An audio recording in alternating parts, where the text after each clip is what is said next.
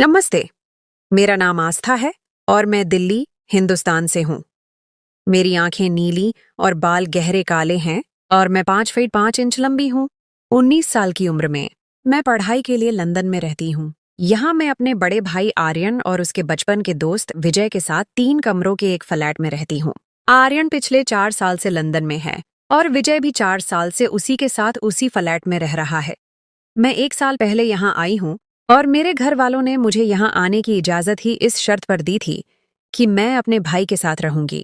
हिंदुस्तान में मैं एक को एजुकेशन कॉलेज में पढ़ती थी, जहाँ मेरे क्लासमेट और कॉलेज के दूसरे लड़के मुझ पर अक्सर फब्तियां कसते थे, लेकिन मैंने कभी किसी पर ध्यान नहीं दिया। मेरा सारा ध्यान अपनी पढ़ाई पर था और मैं हमेशा नई चुनौतियों की तलाश में रहती थी। इसी दौरान मेरा दाखिला लंदन के एक प्रतिष्ठित कॉलेज में हो गया और मैं अपने सपनों को पूरा करने के लिए यहाँ आ गई। मेरी इच्छा थी कि मैं अपने भाई से अलग रहूं ताकि अपनी आज़ादी से जिंदगी जी सकूं। लेकिन घर वालों की यह शर्त कि मैं भाई के साथ रहूंगी एक ऐसी बाधा थी जिसे मैं पार नहीं कर सकती थी। जब मैं यहाँ पहुंची तो विजय को देखकर हैरान रह गई। वह 5 फीट 10 इंच लंबा, सांवले रंग का और एक कसरती बदन वाला नौजवान था। उसकी उम्र भी लगभग 24 साल होगी, यानी मुझसे कुछ साल बड़ा। वह गजब का खूबसूरत था। उसकी आंखों में एक रहस्यमयी सी चमक थी जो मुझे अपनी तरफ खींचती थी। लेकिन हैरान करने वाली बात यह थी कि वह हमेशा मुझसे दूर रहने की कोशिश करता। दूसरे हिंदुस्तानी लड़कों की तरह उसने कभी भी मुझसे ज्यादा बेतकल्लुफ होने की कोशिश नहीं की, बल्कि काम की बात भी वह मुझसे कभी कभार ही करता था, और वह भी बहुत कम। उसका तरीका कुछ ऐसा था कि जैसे वह मुझे बिल्कुल देख ही नहीं सकता। वह उसी वक्त घर आता जब आर्यन भाई भी मौजूद होते। अगर कभी ऐसा होता कि मैं घर में अकेली होती तो विजय भी घर से बाहर चला जाता और उस वक्त वापस आता जब आर्यन घर आ जाते। ये बात मुझे हैरान करती कि आखिर वह मुझसे इतना क्यों कतरा रहा है। मैंने कई बार उसके साथ बात करने की कोशिश की, लेकिन वह हर बार कतरा जाता और मुझे अनदेखा कर जाता, जैसे उससे किसी ने बात ही न की हो। जैसे जैसे वह मुझे अनदेखा करता, मुझमें उसे पाने की इच्छा बढ़ती जाती। उसकी बेरुखी मेरे दिल में उसके लिए जिज्ञासा और आकर्षण पैदा कर रही थी। मुझे इस बात का भी डर रहता कि अगर मैं कभी उससे कोई बात करूं तो कहीं वह भाई को न बता दे, कहीं आर्यन मुझसे नाराज न हो जाए। लेकिन इसके बावजूद मैं अक्सर उससे बात करती रहती। हर बार मुझे उसकी तरफ से बेरुखी और नाकामी का सामना करना पड़ा। यह लड़का लंदन जैसे खुले माहौल में रहने के बावजूद यहाँ की बुराइयों और बेतरतीब जिंदगी से दूर था। हालांकि मेरा भाई कई बार शाम को बाहर दोस्तों के साथ चला जाता, लेकिन विजय ऐसी तमाम बातों से बहुत दूर था। वह अपना ज्यादा वक्त पढ़ाई या अपने काम में लगाता था। उसकी यही परहेजगारी और संजीदगी थी जिसने मुझे उसकी तरफ खींचा और मैं उसे मन ही मन में चाहने लगी थी। वीडियो पर आगे बढ़ने से पहले यदि आपने हमारे चैनल को सब्सक्राइब नहीं किया है तो कृपया सब्सक्राइब करें और उसके बगल में घंटी को चालू करें। एक बार जब विजय की तबीयत खराब थी और वह दिन भर घर पर ही रहा, मैं भी जल्दी कॉलेज से वापस आ गई।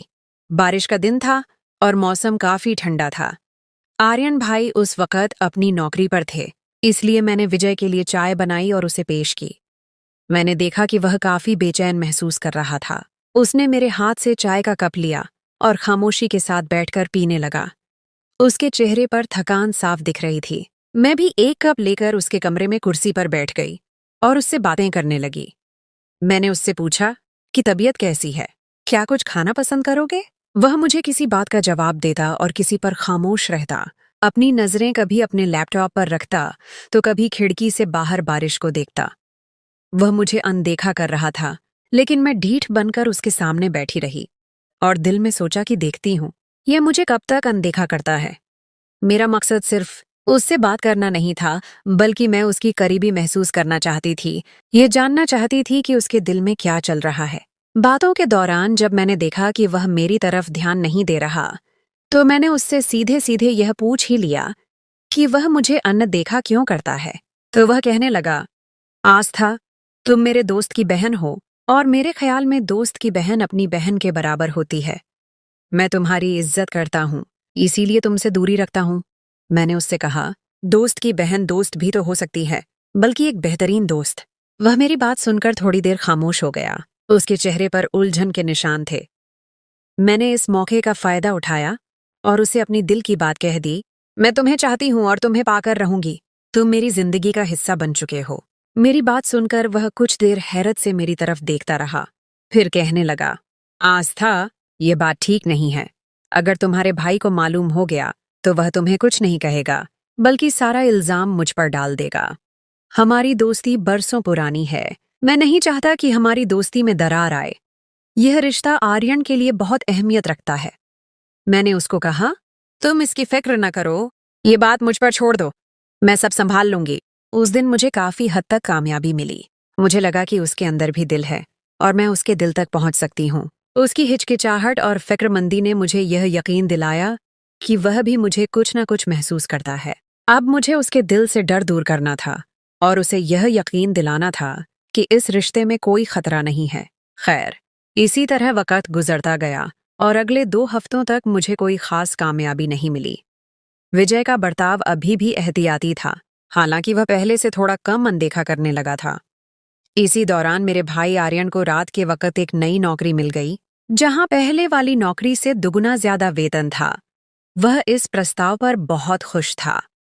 मैंने भाई से बात की कि वह यह नौकरी न करे, क्योंकि मैं रात के वक़्त घर में अकेली रहूंगी और मुझे अकेलेपन से डर लगता है। तो वह कहने लगा, अकेली क्यों? विजय भी तो घर में ही होता है। विजय भी उस वक़्त हमारे पास ही मौजूद था, अपने लैपटॉप पर काम कर रहा था। मैंने उस वक्त उसकी मौजूदगी का फायदा उठाते हुए कहा, विजय तो ऐसे होता है जैसे घर में कोई है ही नहीं। आप होते हैं तो मुझे अकेलेपन का एहसास नहीं होता। आपके साथ बातें भी कर लेती हूँ, दिल बहल जाता है, लेकिन विजय तो मुझसे बात करने से भी भागता है।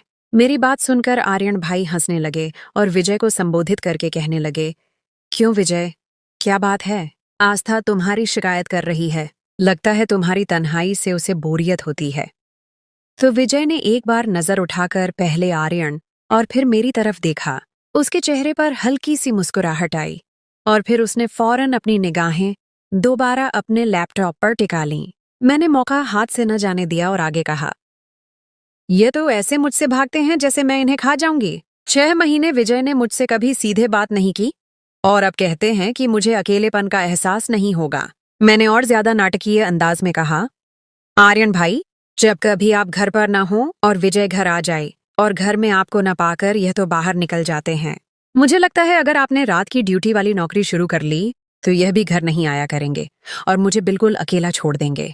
मेरी बात सुनकर भाई जोर से हंसने लगे और विजय को एक बार फिर संबोधित करके कहने लगे, विजय, क्या यह सच कह रही है? तुम्हें शर्म नहीं आती? तो उसने एक बार फिर अपना सिर उठाकर मुझे देखा। उसकी आंखों में हल्की सी चमक थी और कुछ कहने ही वाला था कि आर्यन भाई बीच में बोल पड़े और कहने लगे, विजय, मुझे तुम पर और आस्था, तुम दोनों पर भरोसा है। मेरा ख्याल है कि मेरी गैर मौजूदगी में आइंदा आस्था को अकेलेपन का एहसास नहीं होगा। विजय, तुम आस्था का ख्याल रखोगे? आर्यन भाई की बात सुनकर विजय बोला। आर्यन दरअसल उसने अपनी बात शुरू ही की थी कि आर्यन भाई फिर बोल पड़े, बस अब यह विषय बंद करो और आस्था, जा चाय बनाकर ला। सब मिलकर चाय पीते हैं और यह बात यहीं खत्म। मैं उठकर किचन में चली गई। वापस आई तो कमरे का माहौल पूरी तरह बदल गया था और दोनों कहकहे लगाकर हंस रहे थे। ऐसा लग रहा था जैसे कोई पुरानी मजाक चल रहा हो। मैं चाय की ट्रे लेकर कमरे में दाखिल हुई और हम लोग चाय पीते रहे।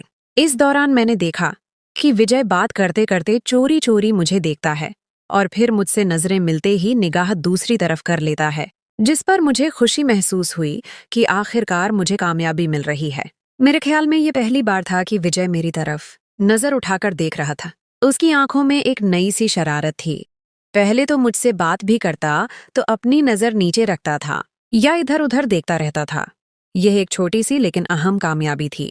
अगले दिन भाई ने विजय से कहा, विजय, कल से तुम अपनी नौकरी पर जाते हुए आस्था को उसके कॉलेज छोड़ दिया करना और वापसी ये खुद लोकल ट्रांसपोर्ट पर आ जाया करेगी। मैं रात को ड्यूटी पर रहूंगा। तुम इसका ख्याल रखना, मुझे कोई शिकायत न मिले और आस्था, तुम भी विजय को ज्यादा तंग न करना, वरना तुम्हारी भी खैर नहीं। यह सुनकर मुझे दिली सुकून मिला। अगले रोज सुबह नाश्ते के बाद जब विजय नौकरी पर जाने लगा तो मैं जल्दी से उसकी गाड़ी का सामने वाला दरवाजा खोलकर बैठ गई। उसके चेहरे पर हैरानी के मिले जुले भाव थे। वह गाड़ी में बैठा और एक नजर मुझे देखकर हल्का सा मुस्कुराकर गाड़ी चलाने लगा। वह चलाते हुए खामोश था, जैसे अपने ख्यालों में खोया हुआ हो। मैंने इस खामोशी को तोड़ा और कहने लगी, विजय, अब जितना दूर भागोगे मैं उतना ही पास रहूंगी। और मैंने कहा था कि मैं तुमको पसंद करती हूँ और तुमको पाकर रहूंगी। तुम मेरी किस्मत में हो। वह मेरी बातें खामोशी से सुनता रहा, कभी हल्का सा सिर हिलाता और मुझे कॉलेज के बाहर छोड़कर चला गया। मुझे लगा कि मेरे शब्द उसके दिल पर कुछ न कुछ असर कर रहे हैं। दोपहर को मैं घर आई तो आर्यन भाई सो रहे थे। मैंने अपने कपड़े मशीन में डालकर धोए और टीवी लगाकर देखने लगी। शाम को विजय आए तो मैंने उनको भी चाय पेश की। इतने में आर्यन भाई भी उठ गए और अपनी नौकरी के लिए तैयार होने लगे। मैंने उनसे पूछा कि आज रात के खाने का क्या मूड है, तो आर्यन भाई कहने लगे, मैं तो नौकरी पर रहूंगा। बेहतर है जब तक मेरी रात की नौकरी है। आप लोग बाहर से ही खाना खा लिया करना, मुझे चिंता करने की जरूरत नहीं है। मैं यह बात सुनकर उछल पड़ी कि विजय के साथ मैं पहली बार आज बाहर खाने के लिए जाऊंगी। ये एक ऐसा मौका था जिसका मैं कब से इंतजार कर रही थी। भाई के नौकरी पर जाने के बाद मैं टीवी देखती रही, जबकि विजय अपना लैपटॉप लेकर अपने कमरे में घुस गया। मैं बेचैनी से उसका इंतजार कर रही थी। रात को 10 बजे, जब भूख की शिद्दत बढ़ने लगी, मैंने विजय के कमरे का दरवाजा बिना ताला लगाए खोला और कहा, आज क्या आपने भूख हड़ताल कर रखी है? अगर ऐसा है भी तो इसमें मेरा क्या कसूर है? आपको कुछ नहीं खाना तो मुझे तो भूखा ना रखें। मेरी बात सुनकर विजय मुस्कुराए और अपना लैपटॉप एक तरफ रखकर उठ गए और कहने लगे, तुम आधा घंटा और इंतजार करो, मैं KFC से कुछ ले आता हूँ। मैंने कहा, नहीं, आप घर कुछ न लाएं। मैं भी आपके साथ चलूंगी और बाहर ही खाकर आएंगे। आज मुझे आपके साथ बाहर खाना है। मेरी बात सुनकर वह एक लम्हे के लिए मेरी तरफ देखने लगा। उसकी आंखों में एक नई चमक थी। फिर कहने लगा, चलो ठीक है। मैंने कहा, ठहरो, मैं कपड़े बदल लूं, कुछ अच्छा पहन लेती हूँ। तो वह कहने लगा, क्या बदलना है? अच्छी भली तो हो, तुम्हें किसी बदलाव की जरूरत नहीं। मैंने उसकी बात अनसुनी कर दी और दरवाजा खोलकर बाहर निकल गया। मैं भी उसके पीछे ही बाहर आ गई और गाड़ी में बैठ गई। उसने गाड़ी चला दी और खामोशी से ड्राइविंग करता रहा। मैंने इस खामोशी को तोड़ा और उससे पूछा, आप मुझे जानबूझकर अनदेखा क्यों करते हो? क्या मैं आपको अच्छी नहीं लगती? अब मुझ में कोई कमी है कि आप मुझसे बात करने से भी कतराते हैं? आस्था, मेरी बात सुनो। अगर तुमने आइंदा ऐसी बात की तो मैं तुम्हारे भाई को बता दूंगा। उसने थोड़े गुस्से में कहा, तुम चाहे सारी दुनिया को बता दो, मुझे परवाह नहीं। मैं तुमसे तब तक पूछती रहूंगी जब तक मुझे मेरी बात का जवाब नहीं मिल जाता, जब तक मुझे यह नहीं मालूम होता कि मेरे साथ ऐसा बर्ताव क्यों है। आस्था, तुम मेरे दोस्त की बहन हो और मेरे लिए सम्माननीय हो, बस यही वजह है। तो मैं कब कह रही हूं कि मैं तुम्हारे दोस्त की बहन नहीं हूं? क्या दोस्त की बहन भी दोस्त नहीं बन सकती? क्या यह जरूरी है कि वह सिर्फ बहन ही रहे, कभी दोस्त न बने? नहीं, ऐसी बात नहीं। अगर तुम्हारे भाई को मालूम हो गया तो वह क्या सोचेगा? हम दोनों पे नाराज हुए। यह सब तो मुझ पर छोड़ दो, मैं सब संभाल लूंगी। आपको सिर्फ मेरी बात सुननी है और मेरी तरफ एक बार ध्यान देना है। फिर भी मुझे ये सब अच्छा नहीं लगता। ये हमारी दोस्ती के खिलाफ है। क्यों अच्छा नहीं लगता? इसकी कोई खास वजह भी तो बताओ। शायद मैं भी उसको बुरा समझने लगूं और अपना इरादा बदल लूं। मैं तुमसे बहस नहीं कर सकता, उसने तंग आकर कहा। उसके चेहरे पर बेबसी के निशान थे। तो फिर मेरी बात मान लो। मैं आपको यह बता दूं कि मैं आपको पसंद करती हूं और आपको पाकर ही रहूंगी। मैंने तुम पर अपना दिल हारा है। हाँ, अगर मैं आपको अच्छी नहीं लगती तो मुझे बता दो, मैं आपकी जिंदगी से चली जाऊंगी। उसने KFC के सामने गाड़ी खड़ी की और खुद दरवाजा खोलकर बाहर निकल गया और थोड़ी देर के बाद 2 हलाल बर्गर और 2 कोक ले आया। मैंने उससे कहा कि खाना लेकर घर नहीं जाना, बल्कि यहाँ पास के किसी पार्क में चलते हैं, जहाँ बैठकर खाएंगे। मुझे खुली जगहों पर बैठकर खाना पसंद है। वह मेरी बात सुनकर खामोश रहा और गाड़ी चलाने लगा। थोड़ी देर के बाद उसने एक खूबसूरत पार्क के सामने गाड़ी खड़ी कर दी, जहां हल्की रोशनी थी और सुकून महसूस हो रहा था। हम दोनों ने एक बेंच पर बैठकर बर्गर खाए। इस दौरान भी मैंने उसके साथ बात करने की कोशिश की, लेकिन वह खामोश रहा। कभी आसमान की तरफ देखता तो कभी घास पर निगाहें जमाए रखता, लेकिन मैंने हिम्मत नहीं हारी। मैंने महसूस किया कि उसकी खामोशी में भी कुछ छिपा हुआ है। वह कुछ कहना चाह रहा है लेकिन हिचकिचा रहा है। अगले रोज शुक्रवार का दिन था। सुबह जब वह मुझे कॉलेज छोड़ने गया तो रास्ते में फिर बात करने की कोशिश करती रही, लेकिन हमेशा की तरह मुझे नाकामी का मुंह देखना पड़ा। उसका रवैया अभी भी वही पुराना था। उस दिन शाम को जब भाई नौकरी पर जाने लगे तो मैंने उनसे कहा, भाई, आज आप नौकरी पर न जाइए। मुझे आपके साथ वक्त बिताना है। क्यों? खैरियत तो है ना आस्था? क्या कोई समस्या है? नहीं, ऐसे ही आज मेरा बाहर खाने का मन कर रहा है। जब से लंदन आई हूं कभी भी आप मुझे बाहर खाने के लिए नहीं लेकर गए। मुझे आपके साथ जाना है। मैं तो नहीं लेकर जा सकता, मेरी रात की ड्यूटी है। तुम विजय के साथ चली जाना, वह तो फौरिग है। वह तो ऐसे इंसान है, न खुद कहीं जाते हैं न कहीं मुझे लेकर जाएंगे। उनको तो घर से बाहर निकलना भी पसंद नहीं। मेरी बात सुनकर आर्यन भाई हंसने लगे और कहने लगे, नहीं ऐसी बात नहीं। वह है तो बहुत खौलशमिजाज आदमी, लेकिन तुमसे थोड़ा आरक्षित रहते हैं। पता नहीं क्यों मुझसे आरक्षित क्यों रहते हैं ये मुझे मालूम नहीं। खैर छोड़ो इस बात को। अगर आप मुझे ले जा सकते हैं तो ले जाइए। वह मुझे नहीं लेकर जाएंगे।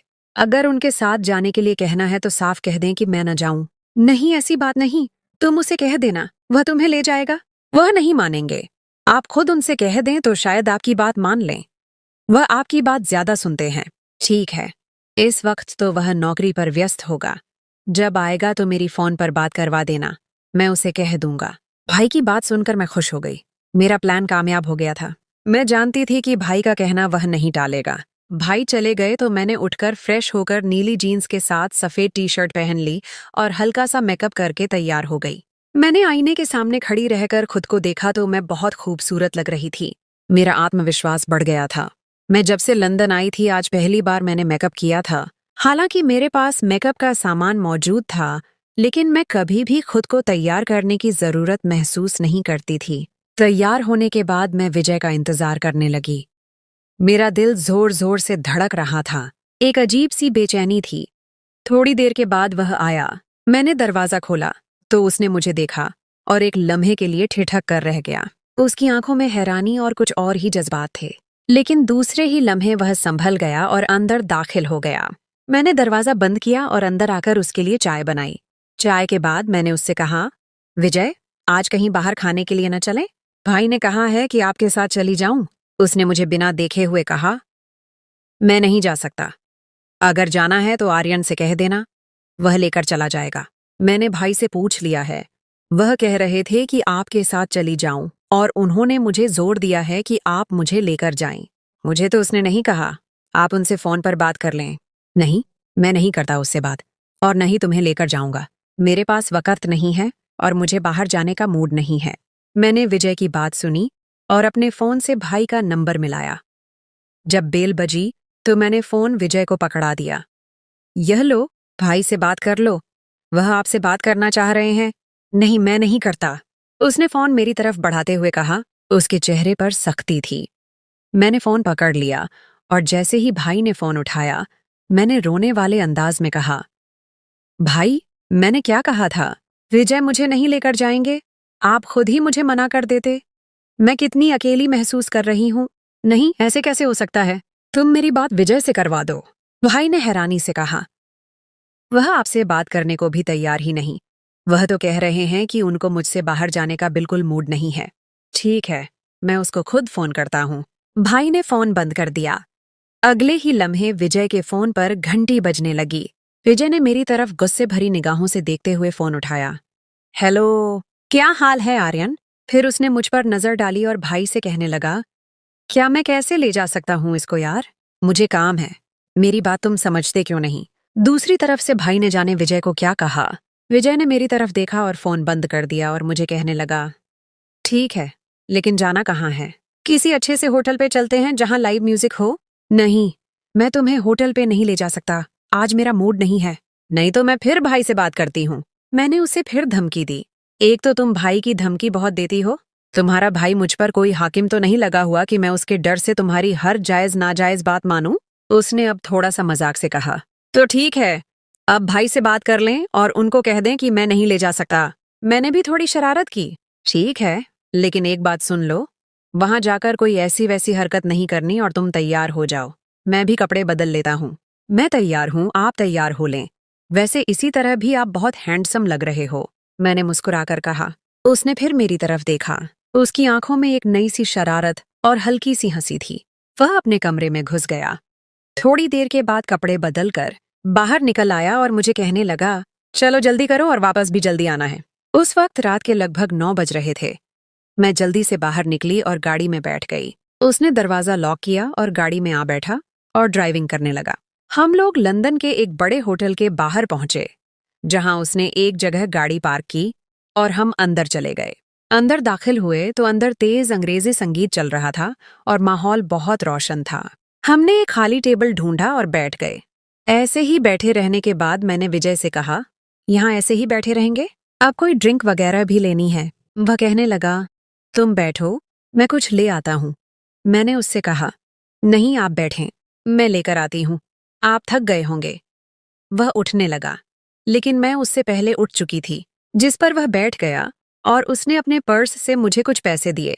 मैंने ड्रिंक के 2 ग्लास लिए और टेबल पर आ गई।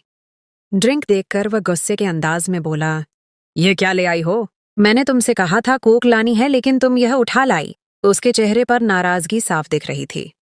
मैंने उससे कहा कि आपको ड्रिंक नहीं पीनी तो न पिए, मैं दोनों ग्लास पी लूंगी और आपके लिए कोक ले आती हूँ।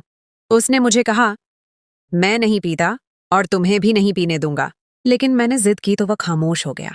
मैं फिर उठी और उसके लिए कोक ले आई और टेबल पर बैठकर ड्रिंक का ग्लास उठाकर पीने लगी और विजय भी एक एक घूंट कोक पी रहा था। थोड़ी देर के बाद मैंने अपना ग्लास फिर उठाया और पूरा ग्लास पी लिया और उसके बाद हम घर आए और मैं सो गई और मुझे नींद आ गई। वह रात मेरे लिए एक यादगार रात थी। सुबह 6 बजे के करीब मैं उठी तो टीवी लाउंज में आर्यन भाई और विजय बातें कर रहे थे। मैं बाहर निकली, विजय और भाई को गुड मॉर्निंग कहा। भाई ने मुझे देखा और कहने लगे, उठ गई शहजादी साहिबा, सुबह से चाय के इंतजार में बैठे हैं। मुझे शर्मिंदगी महसूस हुई, लेकिन विजय ने मुझे सोने नहीं दिया। वह बता रहा था कि तुम लोग रात को होटल में गए थे और तुमने उसे कितना तंग किया। आस्था, तुमने देखा ना विजय कितना अच्छा है, वह तुम्हारा कितना ख्याल रखता है। मैं घबराई हुई थी, कुछ न बोली और बाथरूम में घुस गई। नहाकर फ्रेश हुई और फिर मैंने जाकर चाय बनाई और उनके पास ही बैठी और इंतजार करने लगी कि कब भाई मेरी क्लास लेना शुरू करते हैं, मगर ऐसा कुछ न हुआ। भाई का अंदाज ऐसा था जैसे वह मेरी शरारतों से लुत्फ ले रहे हों। थोड़ी देर के बाद भाई चाय पीकर सोने के लिए अपने कमरे में चले गए और मैंने चोरी चोरी विजय की तरफ देखा तो वह मेरी तरफ देखकर हल्का हल्का सा मुस्कुरा रहा था। उसकी आंखों में एक नई चमक थी। मैंने नजरें नीची कर लीं और थोड़ी देर बाद फिर नजरें उठाकर उसकी तरफ देखा और उसको कहा, सॉरी। किस बात की सॉरी? उसने पूछा। उसके चेहरे पर मासूमियत थी। वह मैंने आपको रात को बहुत तंग किया और भाई को भी सब बता दिया। नहीं, कोई बात नहीं, इसमें तुम्हारा क्या कसूर है? यह तो तुम्हारा हक है कि तुम भाई से कह सको और मुझे खुशी है कि तुमने यह किया। मैं खामोश हो गई और थोड़ी देर के बाद फिर बोली, वह आपने रात वाला वाकया भाई को भी बता दिया है या नहीं? वैसे तुम हो वाकई ही बहुत खूबसूरत। मेरी जिंदगी में पहली बार मैंने किसी को इतना हसीन देखा है। मैं उसकी बात सुनकर खुश हो गई और उसकी तरफ देखने लगी। आखिरकार मैं जीत गई थी। विजय मेरी जिंदगी में आने वाला पहला लड़का था और मैं पहली बार उसके मुंह से अपनी तारीफ सुन रही थी। उसके शब्द मेरे दिल को छू गए। मैं उठकर कमरे में चली गई और बेड पर औंधी होकर लेट गई। मुझे अब हर चीज अच्छी लग रही थी और हर चीज पर प्यार आ रहा था। पूरी दुनिया हसीन लग रही थी। मैंने तकिया लिया और उसे जोर से अपने सीने के साथ लगा लिया, जैसे मैंने अपने सपनों को थाम लिया हो। खैर, अब हमारी दोस्ती की शुरुआत हो चुकी थी और मुझे उम्मीद थी कि यह दोस्ती जल्द ही मोहब्बत में बदल जाएगी। खैर, दिन गुजरते गए, हमारी करीबी बढ़ती गई। विजय अब मुझसे ज्यादा खुलकर बात करने लगा था। एक रोज मेरी तबीयत खराब थी और मैं कॉलेज नहीं गई। विजय अपनी नौकरी पर चले गए। मैं अपने कमरे में ही लेटी रही जबकि भाई अपने कमरे में सोए हुए थे। 9 बजे के करीब मुझे दरवाजा खुलने की आवाज आई। मैंने सोचा भाई उठे होंगे, किसी काम के लिए दरवाजा खोला होगा। मैं अपने कमरे में ही लेटी रही। थोड़ी देर के बाद मुझे टीवी लाउंज से आवाजें आने लगीं। उनमें भाई के साथ किसी महिला की भी आवाज शामिल थी जो हिंदुस्तानी लहजे में अंग्रेजी बोल रही थी। दोनों अंग्रेजी भाषा में कुछ बोल रहे थे। उनकी आवाजें काफी धीमी थीं। मैं उठी और दरवाजा हल्का सा खोलकर देखा तो आर्यन भाई एक गोरी महिला के साथ बातें कर रहे थे। वह महिला कोई 24-25 साल की होगी, खूबसूरत और आकर्षक। वह गोरी महिला 1 घंटे से ज्यादा वक्त घर में मौजूद रही और फिर चली गई। भाई फिर अपने कमरे में जाकर सो गए। खाने के वक्त भाई उठे तो मैंने उनको महसूस नहीं होने दिया कि मैंने उनको किसी महिला के साथ देखा है। मैंने बहुत एहतियात से यह बात छिपाई। खाने के बाद भाई भी अपनी रात की ड्यूटी पर चले गए। थोड़ी देर के बाद विजय आए और हम लोग बाहर खाने के लिए गए। उस दिन मौसम अच्छा था और हमने एक पिज्जा रेस्टोरेंट जाने का फैसला किया। वहां पहुंचकर हमने खाना ऑर्डर किया और इस दौरान मैंने सभी घटनाओं से उनको अवगत कराया, अपने भाई और उस महिला की मौजूदगी के बारे में बताया। तो उसने बताया कि वह लड़की सीता है और उसके भाई के साथ काफी अरसे से दोस्ती है। आस्था, तुम्हारे आने से पहले वह अक्सर घर आती थी, लेकिन तुम्हारे आने के बाद आर्यन ने उसे घर आने से मना कर दिया था ताकि तुम्हें कोई परेशानी ना हो। वह तुम्हारी इज्जत करता है। आज आर्यन को मालूम नहीं था कि तुम कॉलेज नहीं गई, इसीलिए उसे बुला लिया। ये सुनकर मुझे आर्यन भाई पर थोड़ा गुस्सा आया, लेकिन विजय ने मुझे समझाया कि वह ऐसा क्यों कर रहा था। एक दिन जब हम लोग बाहर खाने से वापस आए, मैंने चाय बनाई और साथ में बिस्कुट ले आई। चाय पीते हुए मैंने एक बिस्कुट उठाया और विजय के मुंह में डाल दिया। वह मेरी तरफ देखने लगा। उसके चेहरे पर हैरानी के साथ एक दिलकश मुस्कुराहट थी। खैर, उसने कहा कुछ नहीं और बिस्कुट खा लिया। अब मैं उम्मीद कर रही थी कि वह भी मुझे बिस्कुट खिलाएगा, लेकिन ऐसा कुछ न हुआ।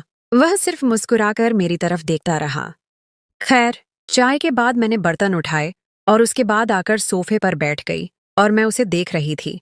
वह भी मेरी तरफ देखने लगा। हमारी नजरें मिलीं और उसकी आंखों में मुझे अपने लिए मोहब्बत दिखाई दी। उसके बाद वह उठकर अपने कमरे में चला गया। शायद उसे और बात करने में हिचकिचाहट महसूस हो रही थी। मैं भी उठी और अपने कमरे में चली गई, लेकिन उस रात मुझे नींद नहीं आई। मेरे दिल दिमाग में विजय के साथ गुजरा हुआ हर लम्हा ताज़ा था और मैं ये सोच रही थी कि हमारे रिश्ते का अगला मोड़ क्या होगा। क्या हम कभी एक हो पाएंगे?